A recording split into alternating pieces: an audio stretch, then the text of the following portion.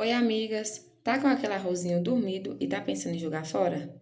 Não jogue fora, venha comigo fazer um delicioso arroz de forno. Você vai precisar dos ingredientes de sua preferência. Aqui vou estar usando linguiça frita sem a película, deixe fritar bastante, logo acrescentei cebola e linguiça calabresa.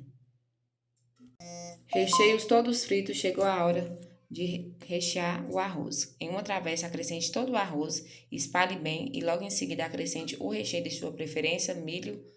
Eu acrescentei azeitona, queijo e acrescentei também orégano e 2 colherinhas de requeijão. Misturo todos esses ingredientes na travessa e logo em seguida levo no forno pré-aquecido para assar. Após o arroz ter gratinado, agora chegou a hora de deliciar.